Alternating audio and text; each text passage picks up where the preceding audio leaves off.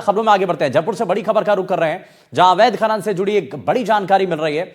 अवैध खनन को वैध दिखाकर खनन का मामला सामने आया और भ्रष्टाचार निरोधक ब्यूरो ने इस मामले पर कार्रवाई की है। खनिज विभाग के अधिकारियों कर्मचारियों के खिलाफ केस हुआ और क्रेशर मालिकों रॉयल्टी ठेकेदारों के खिलाफ केस दर्ज किया गया। लाखों टन खनिज संपदा का अवैध खनन हुआ। भ्रष्टाचार निवारण अधिनियम के तहत यह मामला दर्ज किया गया और अवैध खनन को वैध दिखाकर सरकार को भारी राजस्व हानि पहुंचाने के मामले में भ्रष्टाचार निरोधक ब्यूरो ने बड़ी कार्रवाई को अंजाम दिया। एसीबी ने खनिज विभाग के अधिकारियों कर्मचारियों क्रेशर मालिकों और रॉयल्टी ठेकेदारों के खिलाफ मामला दर्ज किया है। जयपुर स्थित एसीबी मुख्यालय के निर्देश पर भरतपुर इकाई ने प्राथमिक जांच के बाद यह कार्रवाई की है और एसीबी को मिली शिकायत में आरोप लगाया गया था कि खनिज विभाग भरतपुर के अधिकारी कर्मचारी क्रेशर मालिक और रॉयल्टी ठेकेदार बंद पड़ी खदानों में अवैध खनन करा रहे हैं और उसे वैध खनन के रूप में दिखाया जा रहा है। एसीबी की जांच में सामने आया कि इन सभी ने आपस में मिलीभगत कर लाखों टन खनिज संपदा का अवैध खनन किया है। सुशांत पारिक हमारे सहयोगी जुड़ गए। सुशांत, ये अवैध खनन को लेकर के मामला और एसीबी के द्वारा जब कार्रवाई की गई है तो कई इसमें कर्मचारी और मिलीभगत का मामला भी सामने आ रहा है, क्या क्या और जिस पर जानकारी है?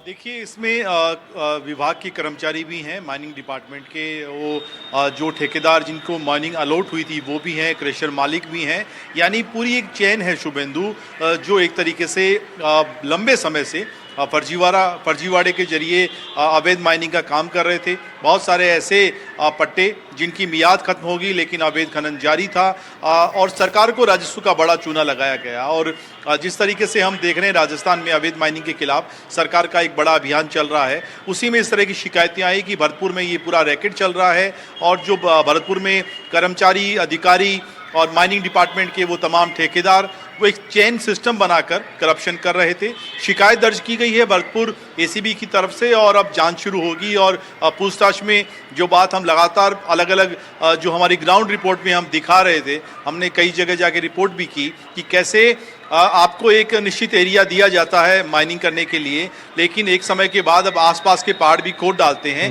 या फिर वो माइनिंग जिनकी मियाद पूरी हो गई उसके बावजूद उन्हीं कागजों के जरिए आप अवैध माइनिंग करते हैं और उसमें चूंकि इतना काम सिस्टमेटिक ढंग से होता है किसी को भनक भी नहीं लगती। उजागर करता है सुशांत कि कैसे अवैध माइनिंग को वैध बता करके ये पूरा नेक्सस चलाया जाता है।